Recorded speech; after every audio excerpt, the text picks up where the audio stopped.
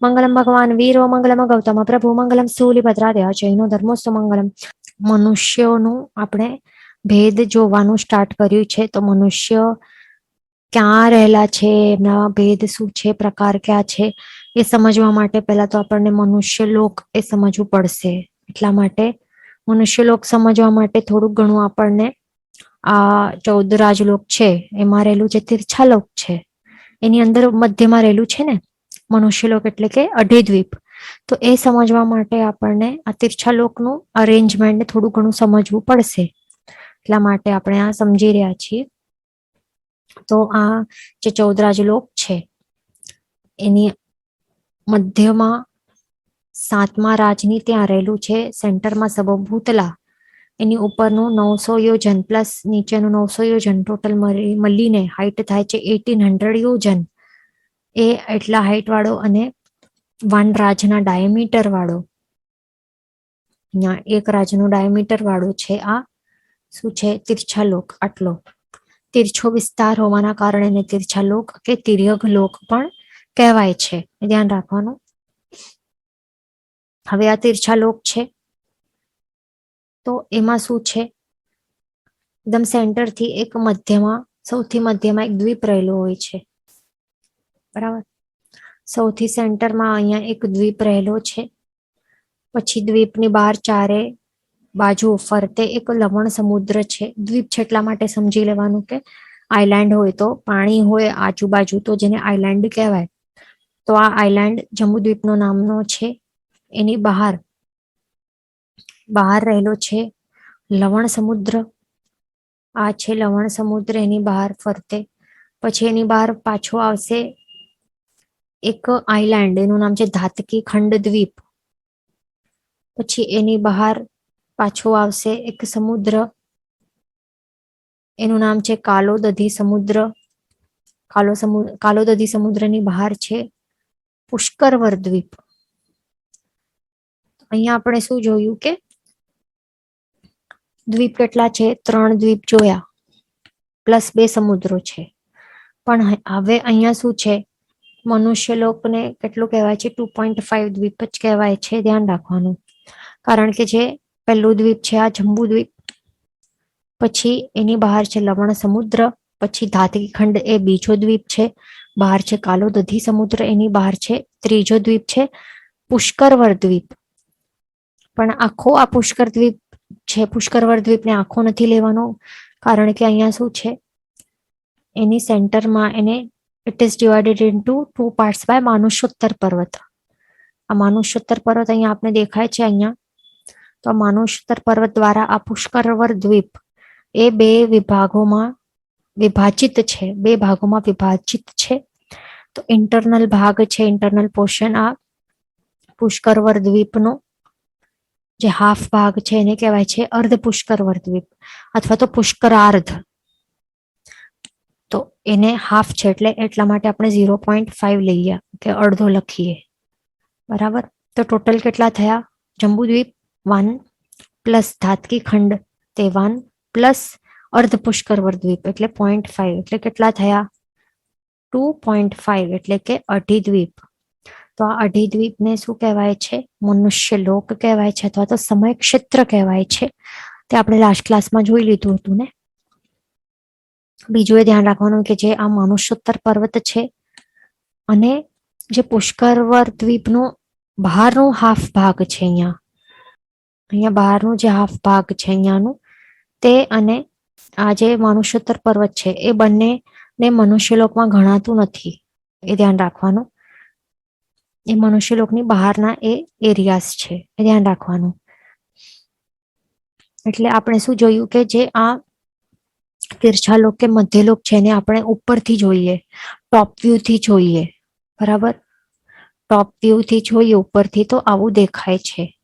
જે જંબુદ્વીપ છે થાળી જેવો ગોલ છે અને બહારના બધા જ છે સમુદ્ર કે દ્વીપ સમુદ્ર જે પણ છે બધાના શેપ કેવા છે, કંગન જેવા છે, બેંગલ્સ હોય ને બંગડીઓ જેવા છે, એ ધ્યાન રાખવાનું. સેન્ટરમાં હોલો છે એમના, એટલે આવા બેંગલના શેપ વાળા છે. પણ માત્ર આ જંબુદ્વીપ એક જ છે કે જેનું શેપ થાળી જેવું ગોલ છે. આટલું આપણે જોયું. બીજું એ ધ્યાન રાખવાનું છે કે આ જે પણ અરે એક મિનિટ, આ જે પણ દ્વીપ સમુદ્રો છે, આ મધ્યલોકનું આ ચિત્ર છે, બરાબર. તો એમાં શું છે, દ્વીપ સમુદ્ર આવી રીતે ઓલ્ટરનેટિવ અરેન્જમેન્ટ રહેલી છે. આ તો આવી રીતે ટોટલ દ્વીપ સમુદ્રો કેટલા છે અહીંયા માત્ર ડ્રો કરેલા કંઈક 10-15 જ હશે, પણ સાચે કેટલા છે, અસંખ્યાતા છે. અહીંયા જો અસંખ્યાતા દ્વીપ અને સમુદ્રો ટોટલ રહેલા છે, ઓલ્ટરનેટિવલી પ્લેસ્ડ રહેલા છે, ધ્યાન રાખવાનું.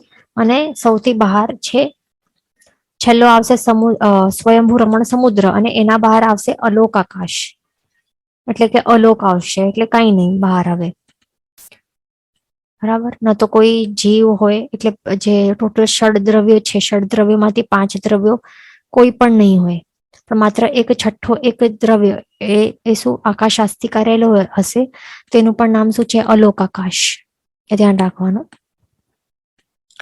બરાબર. તો હવે આપણે એના જ વિશે સમજી લઈએ, આ દ્વીપ સમુદ્રોની અરેન્જમેન્ટ વિશે અહીંયા આપણે જોઈ લઈએ કેવી રીતે શું છે.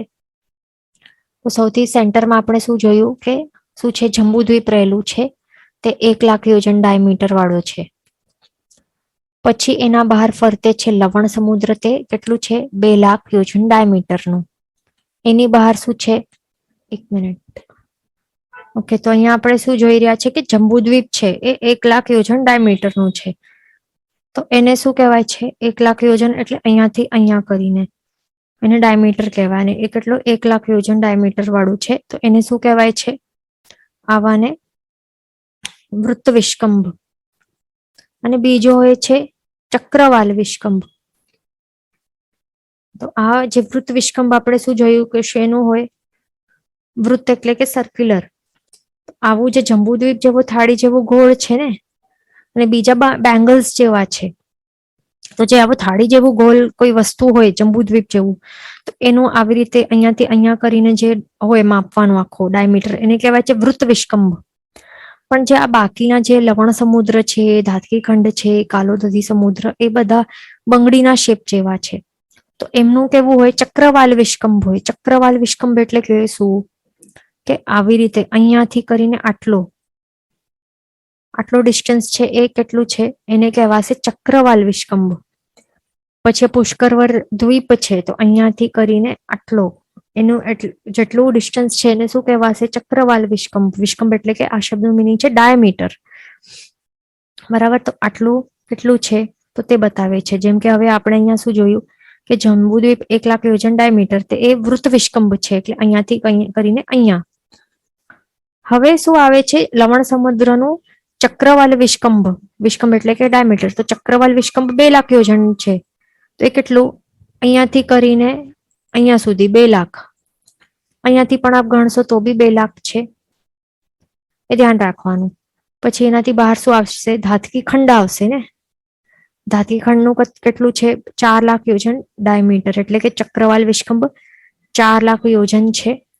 એટલે કેવી રીતે, અહીંયા આર્યો ધાતકી ખંડ એનું 4 લાખ છે, એટલે અહીંયાથી કરીને આટલો 4 લાખ ચક્રવાલ વિષ્કંભ, 4 લાખ યોજન ચક્રવાલ વિષ્કંભ. અહીંયાથી પણ આપ ગણશો તો 4 લાખ યોજન છે, ધ્યાન રાખવાનું.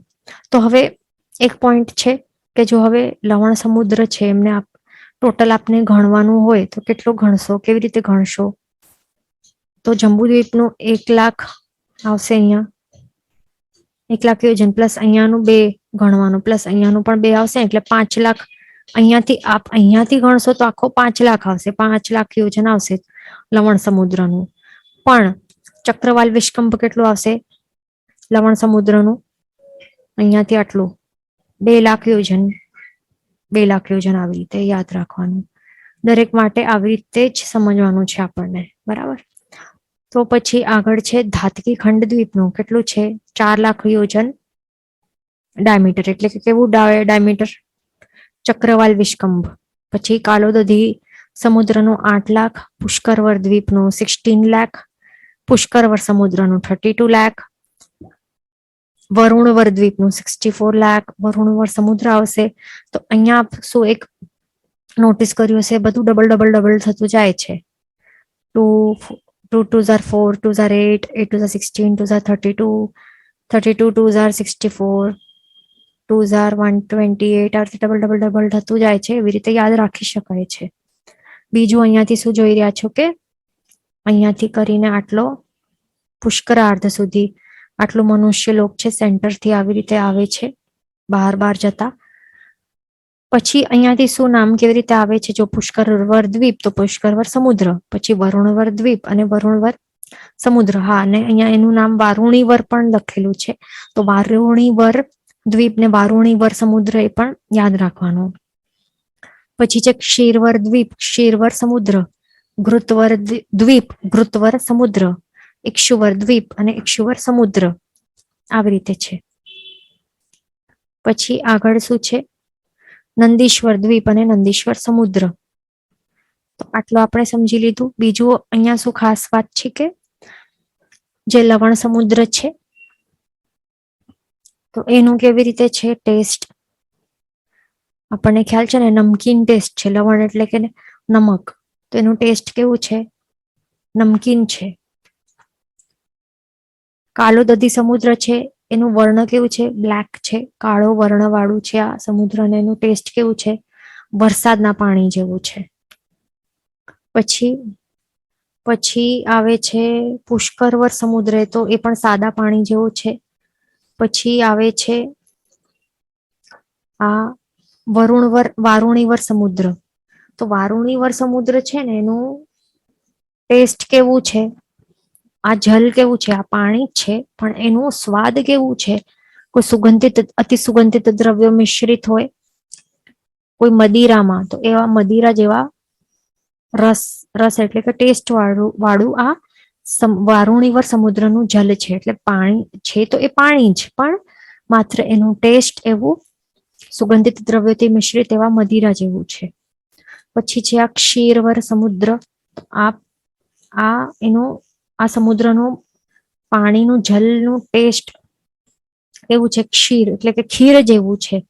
એટલે છે આ પણ છે તો પાણી જ, પણ એનું જે સ્વાદ છે એ ઉત્તમ દ્રવ્યો અને સુગંધિત દ્રવ્યો જેમ કે આ હોય ને ઇલાયચી, લવંગ, કે જે પણ આવા સુગંધિત દ્રવ્યો હોય એનાથી મિશ્રિત એવા ખીરના ટેસ્ટ જેવું આ પાણી છે. પછી ઘૃતવર સમુદ્ર, તો આ કેવું છે? ઘી જેવું આ પાણી છે પાણી છે, ધ્યાન રાખવાનું. પછી છે ઇક્ષુવર સમુદ્ર. તો આ સમુદ્રનું પાણીનું ટેસ્ટ કેવું છે?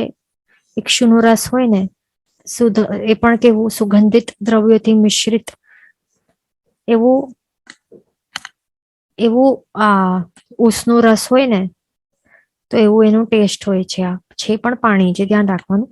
અને એટલા જ માટે આ જે ઉત્તમ દ્રવ્યો હોય છે, ઉત્તમ દ્રવ્યોથી મિશ્રિત પાણી જેવા આવા શુદ્ધ જલ હોય, તો તે બધા આ જે દેવતાઓ હોય ને તો તે લઈ આવે કળશોમાં ભરીને. 8 જાતિના કળશો થી આવી રીતે આ બધા જે ઉત્તમ જલ છે, ઉત્તમ જગ્યાઓથી તે લઈ આવે. આ બધા સમુદ્ર તો છે જ, પણ પછી બીજા પણ છે ને જે શાશ્વતા નદીઓ છે, ગંગા, સિંધુ, પછી તીર્થ છે, માગધ તીર્થ, પછી પ્રભાસ. તો આ ત્યાંથી બધા શું કરે? પાણી લઈ આવે. પછી જે ઉત્તમ દ્રવ્યો હોય, જડીબુટી વગેરે, તે એટલે જે પણ મિશ્રિત કરે, અને પછી આવી રીતે જે જળ હોય ને તો એના દ્વારા શું કરે? પ્રભુને જે આ સૌધર્મેન્દ્ર દેવે અહીંયા પધરાવ્યો હોય ને સિંહાસન ઉપર, મેરુ પર્વત ઉપર, તો ત્યાં પછી એમનો જન્મ હોય, આર્યન ભગવંતોનું જન્મ રહેલું હોય, ત્યાં જન્મ મહોત્સવ હોય, તો ત્યાં એવી રીતે આ જલ દ્વારા એમનું જન્માભિષેક નો આખો મહોત્સવ ત્યાં એ કરતા હોય છે. બરાબર, ધ્યાન રાખવાનું. પછી આગળ આવે છે નંદીશ્વર દ્વીપ અને નંદીશ્વર સમુદ્ર. તો નંદીશ્વર દ્વીપ આ કેવું દ્વીપ છે? તો આપણે આ સાંભળ્યું હશે ને, ઘણા આપણે જિનાલયોમાં આપણે પટ્ટ પણ જોયા હશે નંદીશ્વર દ્વીપના. તો એ પટ્ટમાં શું હોય? પર્વતો વગેરે રહેલા હોય, આપણે જોયું હશે ને. આવી રીતે કઈક પર્વતો રહેલા હોય, અને પછી ત્યાં ટૂંક રહેલી હોય, શાશ્વત જીન ચૈત્યો રહેલા હોય છે. તો આ નંદીશ્વર દ્વીપમાં શું હોય કે જ્યારે પણ પ્રભુના કલ્યાણક હોય ને, તો ત્યારે દેવતાઓ બધા ત્યાં પહોંચી જાય પરિવાર સહિત, ઇન્દ્રાણી ને બધા દેવતાઓ, અને પછી ત્યાં 28 મહોત્સવ કરે, 28 મહોત્સવ ઓર્ગેનાઇઝ કરે, અને પછી ત્યાં જે પણ શાશ્વતાજીના હોય પ્રતિમા હોય તો એમની પૂજા ભક્તિ બધું એકદમ બહુ સરસ એવું મહોત્સવ ત્યાં કરે. ઘણા બધા જે ગુરુ ભગવંત હોય ને, લબ્ધિધારી ગુરુ ભગવંત, જેમ કે જંગાચારણ મુનિ હોય, તો તે જંગાચારણ મુનિ પછી શું કરે, અહીંયા છે ને મનુષ્ય લોક છે, અહીંયા અઢીદ્વીપ છે આટલો, તો અઢીદ્વીપ માંથી શું કરે, અહીંયાથી જાય અને પછી જે નંદીશ્વર દ્વીપ છે ને, તો ત્યાં તે ઉડીને જાય, જંગાચારણ લબ્ધિ હોય તો તેનાથી એનો ઉપયોગ કરીને ત્યાં ઉડીને પછી ત્યાં જાય, અને પછી નંદીશ્વર દ્વીપમાં ત્યાં પછી પ્રભુ એ બધાની દર્શન કરે, ભક્તિ ભાવ પૂજા વગેરે કરે ગુરુ ભગવંતો. અથવા તો આપણે પણ જઈ શકીએ, આપણા કોઈ મિત્ર દેવ હોય ને તો પછી, અને આપણા પુણ્યોદય પણ આટલા જોરદાર રહેલા હોય તો પછી એવું પોસિબલ થઈ શકે છે કે આપણને પણ તેઓ ત્યાં લઈ જાય, આપણે પણ એમનું દર્શન કરી શકીએ, નંદીશ્વર દ્વીપમાં રહેલા શાશ્વતાજી છે તે વગેરે. એવું છે, ધ્યાન રાખવાનું. પણ બીજો એક પોઈન્ટ યાદ રાખવાનું કે જેમ કે આપણે પહેલા જોયું કે મનુષ્યો હોય તો તે મનુષ્ય લોકની અંદર જ એમનું જન્મ કે મરણ થઈ શકે છે, પણ મનુષ્ય લોકની બહાર જન્મ કે મરણ ઇમ્પોસિબલ છે. એટલા માટે બહાર અહીંયા નંદીશ્વર દ્વીપમાં કોઈ જાય ને ત્યાં મૃત્યુ થઈ જાય એવું ક્યારે પણ થવાનું નથી. મરણ તો મનુષ્ય લોકની અંદર જ થાય, પણ અવર જવર આપણે કરી શકીએ બહાર, એ ધ્યાન રાખવાનું. કોઈ મિત્ર દેવના સહાયતાથી અથવા તો કોઈ લબ્ધિ હોય તો આવી રીતે એ થઈ શકે છે, ધ્યાન રાખવાનું. પછી આટલો સુધી આપણે જોયા. હવે આગળ શું છે કે આવી રીતે પછી શું થાય છે, નંદીશ્વર દ્વીપ, નંદીશ્વર સમુદ્ર, અહીંયા આપણે શું જોયું કે ડબલ આવી રીતે નામવાળા આવે છે ને બધા, તો આવી રીતે સરખા નામવાળા દ્વીપ સમુદ્ર એ વારાફરતી આવ્યા કરે છે.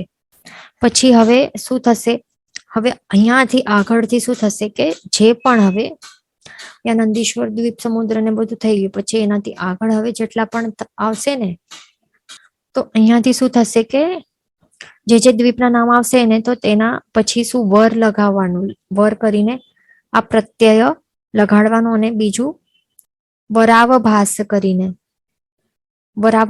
કરીને આવી રીતે પ્રત્યય લગાડવાનો, અને પછી જે નામ બને ને તો તે નામવાળા દ્વીપ સમુદ્ર અનુક્રમે આવી રીતે આવતા જાય છે. તો આવી રીતે જે થાય છે ને, તો એને શું કહેવાય છે, ત્રિપ્રત્યવતારતા. બરાબર, ત્રિપ્રત્યવતારતા એને કહેવાય છે. તો એ આવી રીતે એક્ઝામ્પલ માટે લઈ કે હવે નંદીશ્વર દ્વીપ, નંદીશ્વર સમુદ્ર થઈ ગયું, તો હવે એના ફરતો શું આવે છે, નંદીશ્વર સમુદ્રના ફરતે અરુણ દ્વીપ આવશે. બરાબર, તો હવે નામ શું છે, અરુણ છે, અરુણ દ્વીપ આવશે. તો હવે એનું જ હવે પછી સેમ આવશે, અરુણ દ્વીપનું અરુણ સમુદ્ર, પણ હવે ત્રિપ્રત્યવતારતા લગાડવાનું છે. બરાબર, એ થશે હવે. તો અરુણ છે તો એના પાછળ વર લગાડવાનું, તો અરુણ વર નામ થઈ જાય ને, તો હવે એનું નામ બનશે અરુણ વર દ્વીપ અને અરુણ વર સમુદ્ર. પછી ત્રીજો પ્રત્યય શું છે, વરાવભાસ. તો અરુણની પાછળ આપણને શું કરવાનું, એટલે અરુણ વર તો આવી ગયું, પછી આવભાસ આવી રીતે, કે અથવા તો વરાવભાસ, તો આવી રીતે અરુણ વરાવભાસ, તો આવી રીતે દ્વીપ, આવી રીતે એનું નામ બની ગયું. તો સિમિલરલી એનું સમુદ્રનું પણ નામ આવી જ રીતે આવશે. બરાબર, અરુણ વરાવભાસ સમુદ્ર. તો આવી રીતે એને કહેવાય છે ત્રિપ્રત્યવતારતા. તો આવી જ રીતે હવે અનુક્રમે પછી આવશે કુંડલ નામનું દ્વીપ સમુદ્ર આવશે. પછી એના પાછળ પણ વર લગાડવાનું, એટલે કે કુંડલ વર દ્વીપ અને કુંડલ વર સમુદ્ર. પછી કુંડલ વરાવભાસ દ્વીપ અને કુંડલ વરાવભાસ સમુદ્ર. તો આવી રીતે 6 વસ્તુઓ આવી જશે લાઇનસર. પછી શંખ છે, તો શંખ દ્વીપ, શંખ સમુદ્ર, શંખવર દ્વીપ, શંખવર સમુદ્ર, શંખ વરાવભાસ દ્વીપ, શંખ વરાવભાસ સમુદ્ર. તો આવી રીતે 6 આવશે. પછી રૂચક માટે જ સમજવાનું, ભુજગ આવશે, પછી કુશ આવશે, કૌચ આવશે. તો આવી રીતે નામો આવશે. તો દરેકના આવી રીતે ત્રિપ્રત્યવતારતા લગાડવાની, અને પછી એના બાદ શું આવશે, જેટલી પણ ઉત્તમ વસ્તુઓ હોય તે બધા નામવાળા બધા દ્વીપ સમુદ્રો આવશે. પછી કોઈ પણ જે પણ શુભ અને શાશ્વતા પદાર્થો રહેલા હોય તો એના નામવાળા કેટલા આવશે? અસંખ્ય અસંખ્ય દ્વીપો અને સમુદ્રો વારા ફરતી એ આવી જ રીતે ત્રિપ્રત્યવતારતા વડે આવતા જશે, આવી રીતે લાઈનસર. ધ્યાન રાખવાનું, કેટલા? અસંખ્ય અસંખ્ય આવશે.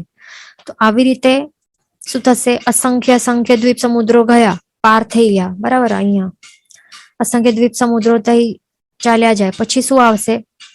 પછી એક જંબુદ્વીપ કરીને આવશે પાછો. શું આવશે? જંબુદ્વીપ કરીને આવી રીતે આવશે નામવાળું.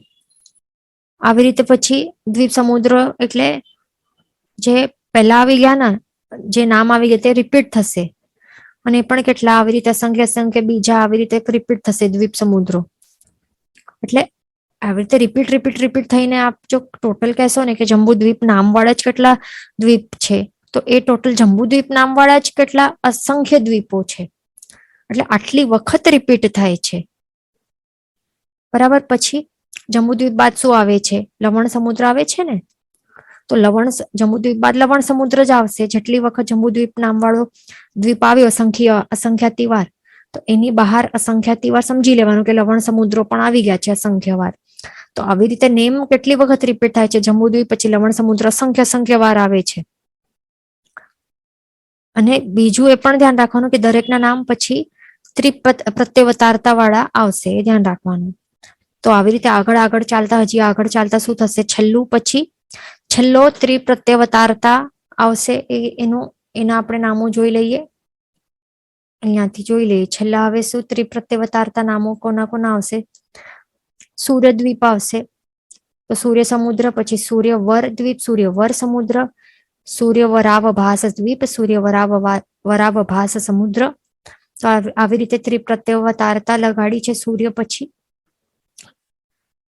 આ થઈ ગયું. એના પછી હવે શું થશે? આ છેલ્લો ત્રિપ્રત્યવતારતા છે સૂર્ય નામ વાળાનું, આ છેલ્લો આવશે. હવે આ છેલ્લો ત્રિપ્રત્યવતારતા આવી જશે. એના બાદ હવે શું આવશે? હવે છેલ્લા 5 દ્વીપ અને 5 સમુદ્રો આવશે. કેટલા? માત્ર 5 દ્વીપ અને 5 સમુદ્રો આવશે. એના નામ અહીંયા આપણે જોઈ લઈએ કે શું છે. અને બીજું એમાં ધ્યાન રાખવાનું કે એમાં ત્રિપ્રત્યવતારતા નથી, બરાબર. આવી રીતે એટલે કે દેવ વર દ્વીપ, દેવ વરાવભાસ દ્વીપ, આવી રીતે કઈ પ્રત્યય લગાડવાના નથી. તો એ કેવી રીતે છે? દેવદ્વીપ, દેવ સમુદ્ર, પછી નાગદ્વીપ, નાગ સમુદ્ર, યક્ષદ્વીપ, યક્ષ સમુદ્ર, ભૂતદ્વીપ, ભૂત સમુદ્ર, સ્વયંભૂરમણ દ્વીપ અને સ્વયંભૂરમણ સમુદ્ર. આ છેલ્લામાં છેલ્લું છે. હવે આ સ્વયંભૂરમણ સમુદ્રના બાદ શું આવશે? ડાયરેક્ટ હવે અલોક આવશે. એટલે કે આકાશાસ્તિકાય, એ પણ ક્યાંનું? અલોક ભરાનું, અલોક સાઈડ વાળું અલોક આકાશ આવશે, એ ધ્યાન રાખવાનું. તો આવી રીતે આપણે શું જોયું કે કેવી રીતે લાઈનસર, કેવી રીતે શું શું નામવાળા દ્વીપ સમુદ્રોને આવે છે, આખું આપણે સમજી લીધું, બરાબર. બીજું અહીંયા શું આપણે જોયું કે દરેક એક બીજું શું રોલ છે કે દરેક જે પણ આવે છે ને દ્વીપ આવે, પછી સમુદ્ર દ્વીપ, જેટલું પણ જે આવે છે દરેક ડબલ ડબલ ડબલ ડબલ આવી રીતે આવતો જાય છે. ડબલ ડબલ વિસ્તાર વાળું આવતો જાય છે, એ ધ્યાન રાખવાનું. અને શેપ પણ આપણે જોઈ લીધા કે માત્ર જંબુદ્વીપ છે એ જ થાળી જેવો ગોલ છે. બાકી બધા જ જે પણ દ્વીપ સમુદ્ર જે પણ છે, જંબુદ્વીપ આ એકલો છોડીને એ બધા જ બંગલીના આકાર વાળા છે, વલયાકાર વાળા છે, એ ધ્યાન રાખવાનું. તો આવી રીતે આ જે તીર્છાલોક છે એની અરેન્જમેન્ટ અહીંયા રહેલી છે. આપણે જે અહીંયા જોયું તીર્છાલોકની અંદર જે મધ્યલોક છે, તો આખો મધ્યલોકને આપણને ટોપ વ્યૂથી જોઈશું તો બસ આવું જ દેખાશે, બરાબર. સૌથી સેન્ટરમાં અઢીદ્વીપ આવશે. પછી આવી રીતે જે પણ છે આપણે આખી લિસ્ટ જોઈ લીધી. આવી રીતે અસંખ્ય દ્વીપ સમુદ્રની અરેન્જમેન્ટ આવી રીતે રહેલી છે, એ ધ્યાન રાખવાનું. હવે જે આ મનુષ્ય લોક છે તો એનો પણ આપણે ફોટો ક્લિયરલી સમજી લઈએ કે અઢીદ્વીપ કે મનુષ્ય લોક જે છે તે. તો સૌથી સેન્ટરમાં અહીંયા જંબુદ્વીપ રહેલું છે. એની બહાર છે લવણ સમુદ્ર જેનું ડબલ છે, એટલે અહીંયા 1,00,000 યોજનનું છે તો આ ડબલ, અહીંયા 2 જ્યાંથી આપ મૂકશો કાઉન્ટ કરશો ત્યાં 2,00,000 યોજન જ મળશે. તો આવું છે આ ચક્રવાલ વિષ્કંભ, 2,00,000 યોજન ચક્રવાલ વિષ્કંભ વાળું આ લવણ સમુદ્ર. હવે એના બહાર ફરતે શું છે? ધાતકી ખંડ દ્વીપ છે, જે એનું ડબલ છે. 4,00,000 યોજન ચક્રવાલ વિષ્કંભ વાળું આ ધાતકી ખંડ દ્વીપ છે. એના બહાર શું છે ફરતે? કાલોદરી સમુદ્ર, જે એનાથી ડબલ છે, એટલે કે 8,00,000 યોજન ચક્રવાલ વિષ્કંભ વાળું, જ્યાંથી મોજો ત્યાંથી અહીંયા 8,00,000. હવે બહાર શું છે? પુષ્કરવર દ્વીપ આવશે. પુષ્કરવર દ્વીપનું કેટલું આવશે? એનાથી ડબલ, એટલે 8 થી 8 નું ડબલ કેટલું થાય? 8 2 16 થાય ને. પણ હવે અહીંયા આપને દેખાય છે કે અહીંયા 16 નથી, પણ શું લખેલું છે? 8 લખેલું છે. તે શા માટે અહીંયા 8 લખેલું છે? કારણ કે જે પુષ્કરવર દ્વીપ છે તે અહીંયાથી 16,00,000 યોજન એનું ચક્રવાલ વિષ્કંભ અહીંયાથી અહીંયા છે. આટલો મોટો છે આ પુષ્કરવર દ્વીપ. પણ એને શું, આ મનુષ્યોત્તર નામક જે પર્વત છે અહીંયા જે દેખાય છે આવું, તો એ પર્વત એને હાફમાં ડિવાઈડ કરે છે. એટલે કે અડધો પુષ્કરવર દ્વીપ અંદર આવી જાય છે, એટલે અંદરની ભાગમાં આવે છે, અને મનુષ્યોત્તર પર્વતની બહાર આ ભાગમાં અહીંયા તે બાકીનો અડધો બહારનું પુષ્કરવર દ્વીપ આવી જાય છે બહાર. એટલા માટે હાફમાં ડિવાઈડ થાય છે. એટલે કે ટોટલ ભલે એનું ચક્રવાલ વિષ્કંભ 16,00,000 યોજન છે, તો એનું હાફ કરવાનું, એટલે કે અંદરનો ભાગ કેટલો? 8 આવશે, અને બહારનો ભાગ 8 આવશે, 8,00,000 યોજન. બરાબર. તો હવે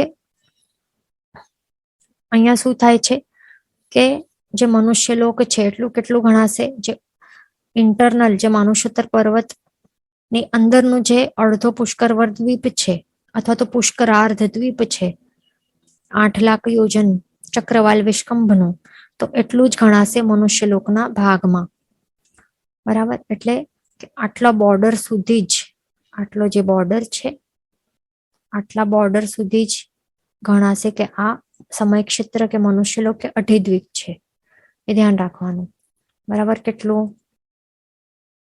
આટલું જ બસ.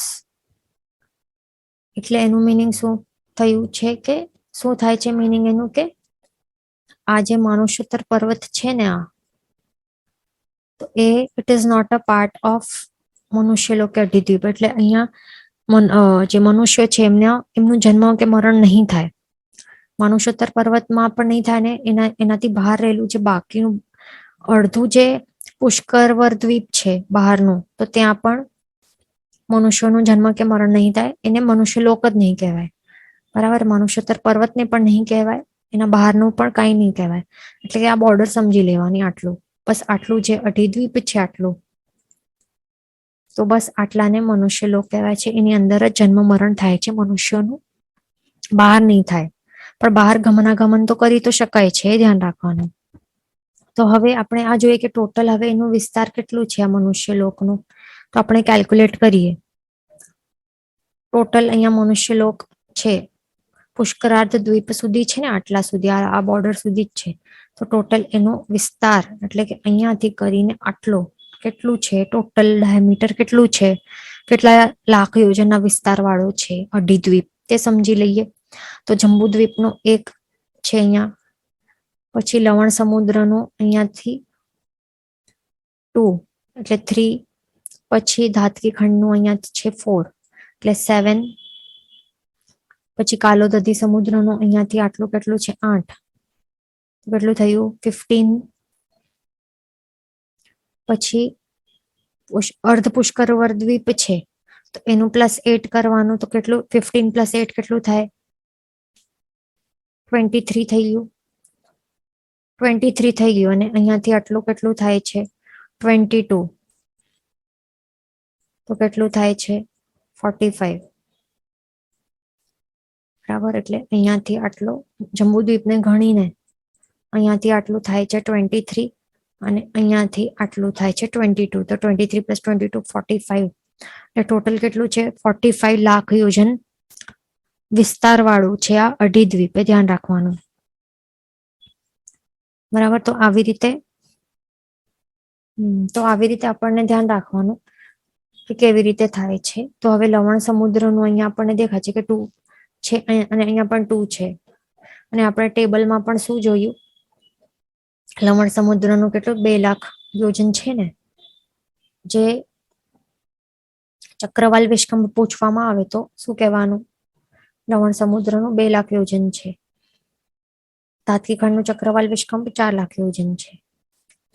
તો આવી રીતે આ યાદ રાખવાનું આ વસ્તુ. બરાબર, આટલું ક્લિયર થઈ ગયું હશે. હવે આપણે આગળ ચાલશું. તો હવે આજે અઢીદ્વીપ આપણે જોયું કે મનુષ્યલોક, તો એમાં મનુષ્યને ઉત્પન્ન થવા યોગ્ય કેટલા ક્ષેત્રો છે, તે છે 101.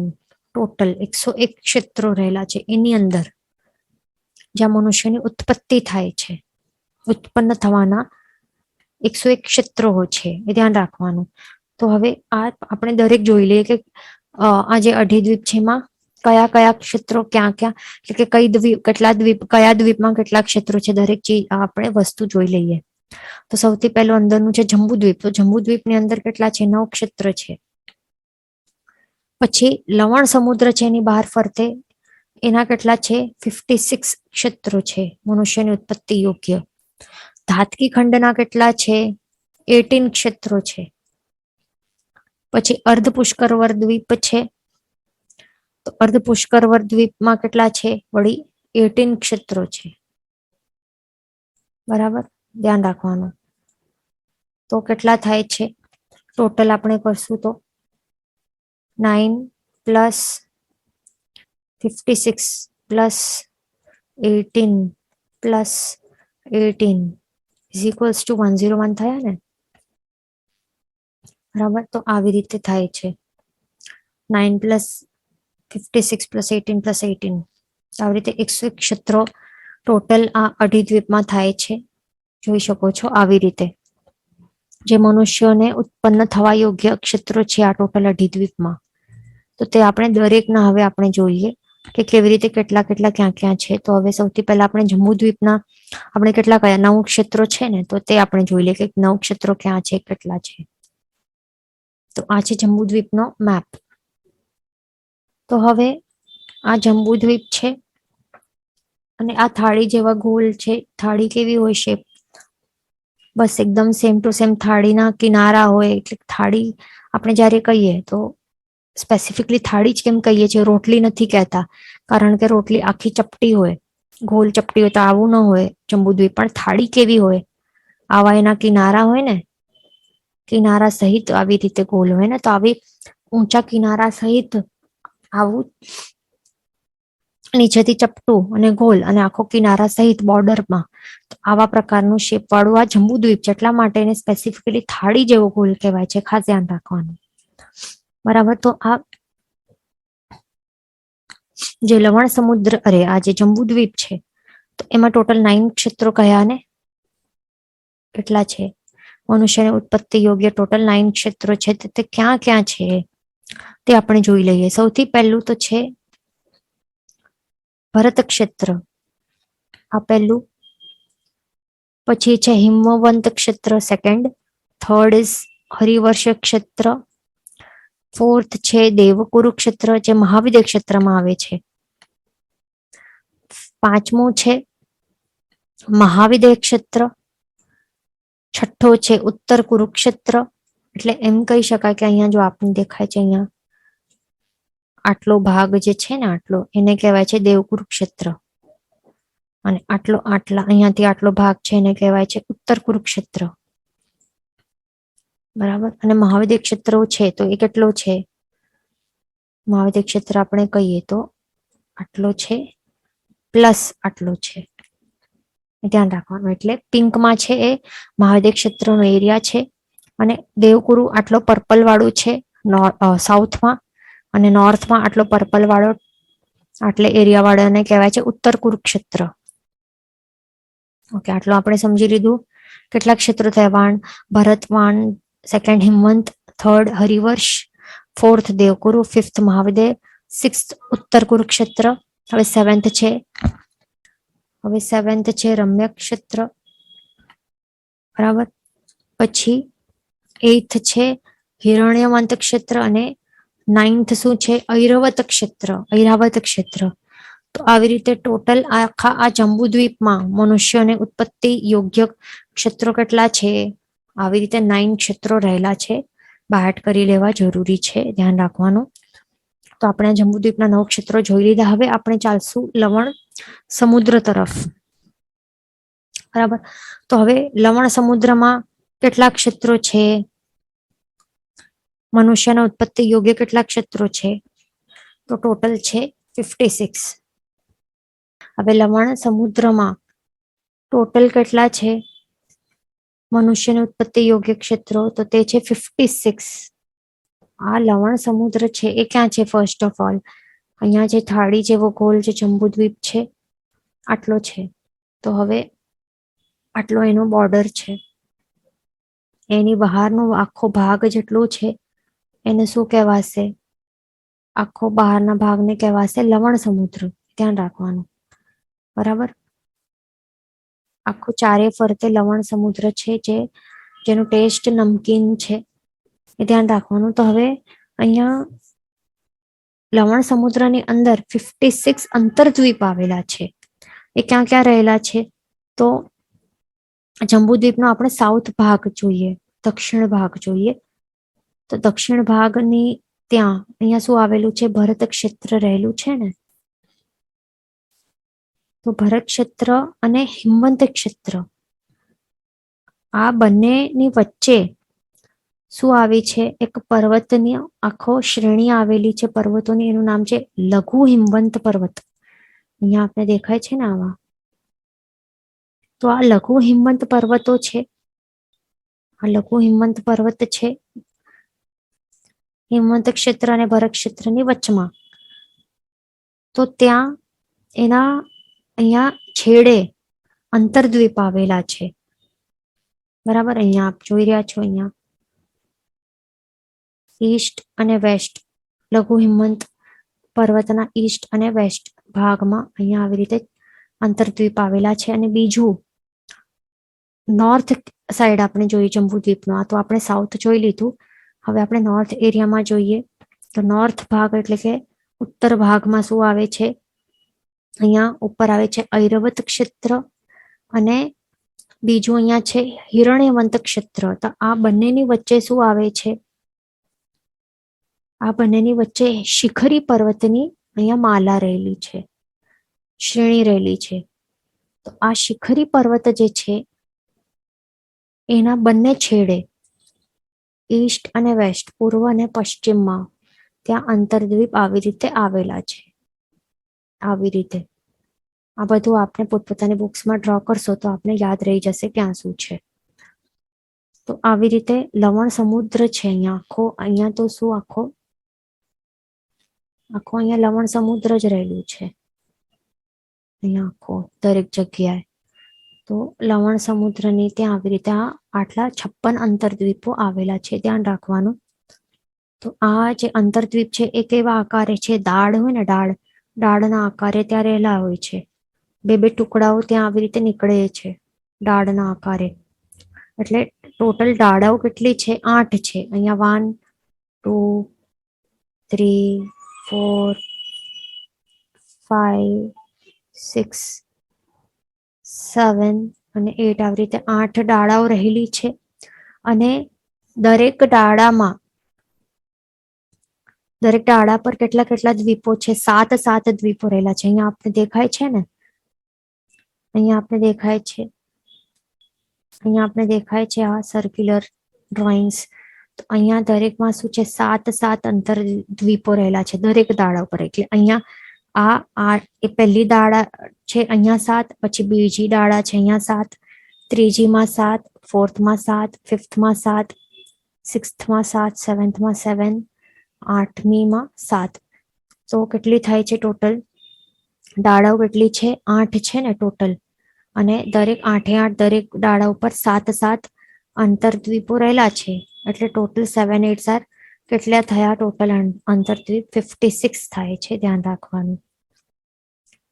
તો આ જે દ્વીપો છે, અંતરદ્વીપોને ચારે બાજુ આવી રીતે પાણી હોય છે ને, એટલે એને આઈલેન્ડ્સ જ કહેવાય છે ને. તો આ દ્વીપ જ છે, તો દ્વીપોની આજુબાજુ શું છે? ચારે બાજુ પાણી હોય છે, એટલા માટે એને અંતરદ્વીપ કહેવાય છે. આ શબ્દ એટલા માટે એમને આપેલું છે, અંતરદ્વીપ. એવી રીતે ધ્યાન રાખવાનું. તો આવી રીતે જે આ લવણ સમુદ્રમાં આપણે કેટલી જોઈ? 56 અંતરદ્વીપો જોઈ.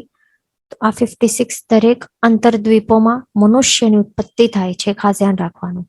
એટલે જંબુદ્વીપ માટે ટોટલ કેટલા ક્ષેત્રો જોયા આપણે? જંબુદ્વીપમાં 9 ક્ષેત્રો જોયા, જ્યાં મનુષ્યની ઉત્પત્તિ યોગ્ય જે ક્ષેત્રો છે તે. પછી આપણે લવણ સમુદ્ર જોયા. લવણ સમુદ્રમાં કેટલા છે મનુષ્યની ઉત્પત્તિ યોગ્ય ક્ષેત્ર? 56 જોયા. બરાબર, આટલું ક્લિયર. હવે આપણે આગળ ચાલશું. હવે જંબુદ્વીપની બહાર શું ફરતે છે? લવણ સમુદ્ર છે. હવે લવણ સમુદ્રની બહાર ફરતે શું રહેલું છે?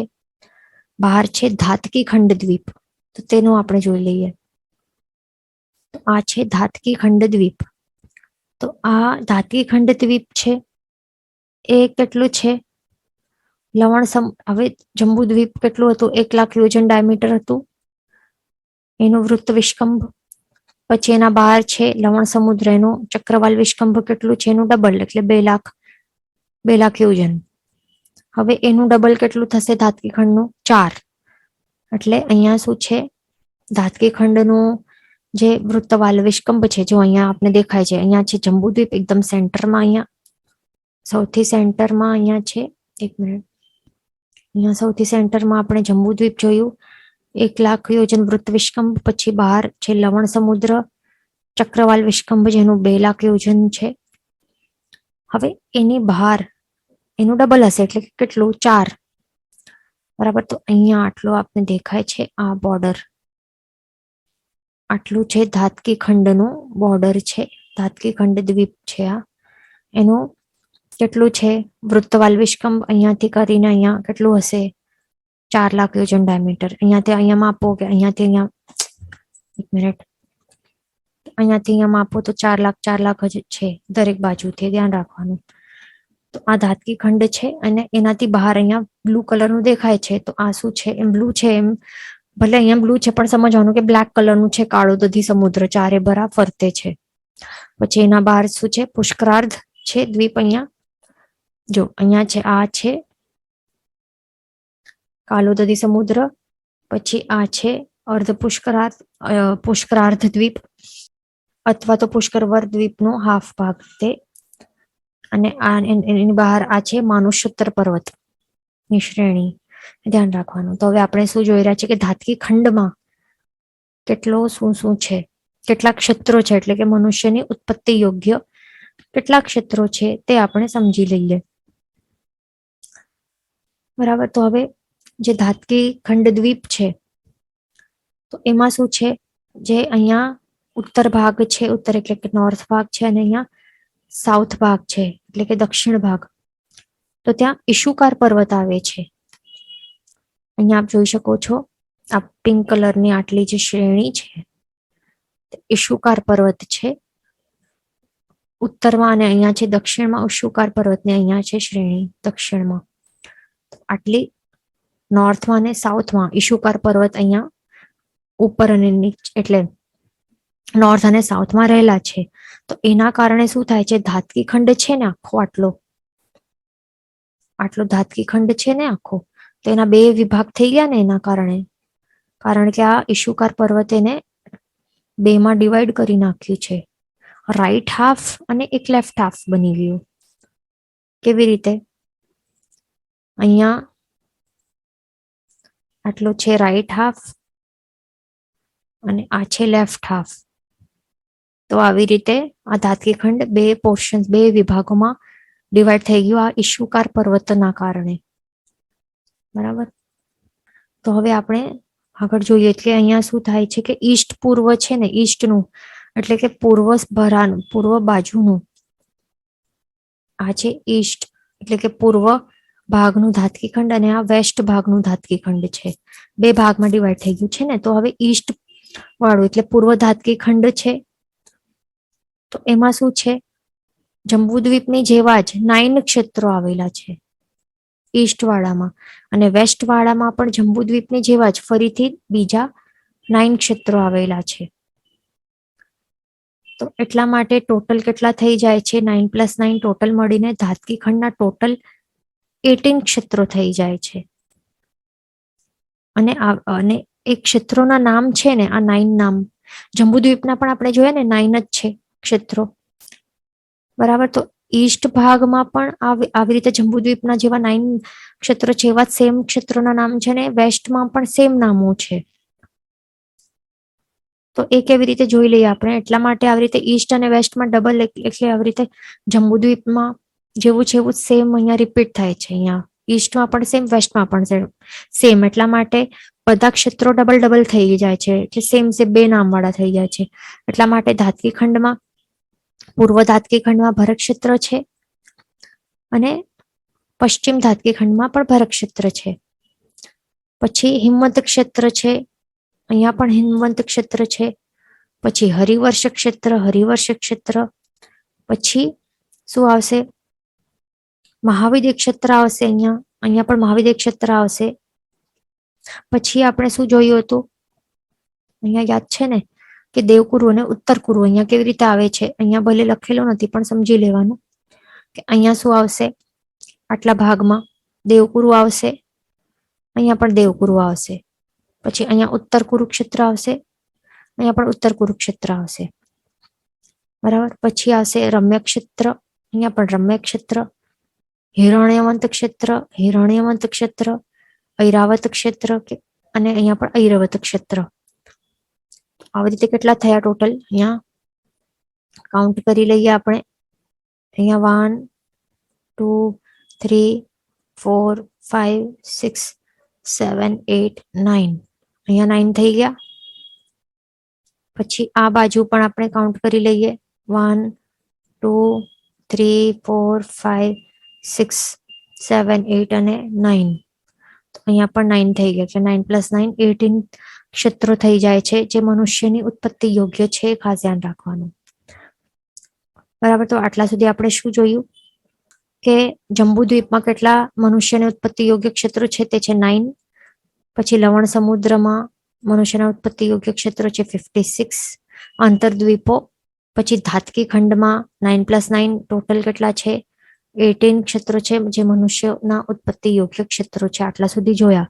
હવે એનાથી બહાર શું આવશે, કાલોદધી, પણ ત્યાં કોઈ ક્ષેત્રો બતાડેલા નથી, ત્યાં માત્ર સમુદ્ર છે, ત્યાં કોઈ અંતરદ્વીપો નથી. પછી એનાથી બહાર શું છે, કાલોદધીના બહાર છે અહીંયા અર્ધપુષ્કરવર દ્વીપ. એના વિશે આપણે સમજી લઈએ કે કેટલા ક્ષેત્રો છે ટોટલ. આ જે પુષ્કરાર્ધ દ્વીપ છે, અથવા તો અર્ધપુષ્કરવર દ્વીપ પણ કહેવાય, એ કેવું દેખાય છે તે આપણે ફોટોમાં જોઈ લઈએ. આવું દેખાય છે, બંગલી જેવું જ ગોળ છે, બરાબર. હવે અહીંયા આપણો સમય થવા આવી છે. નેક્સ્ટ ક્લાસમાં આપણે એનો વિશે, એમાં ક્ષેત્રો કેટલા છે તે નેક્સ્ટ ક્લાસમાં આપણે લઈ લેશું, બરાબર. ક્વેશ્ચન રહી ગયેલા છે તે પણ નેક્સ્ટ ક્લાસમાં લઈ લેશું. જેનું વચન વિરુદ્ધ બોલાયું હોય તો મિચ્છામિ દુક્કડમ, સર્વમંગલ માંગલ્યમ, સર્વકલ્યાણ કારણમ, પ્રધાનમ સર્વધર્માણમ, જૈનમ જયતિ શાસનમ. પ્રણામ.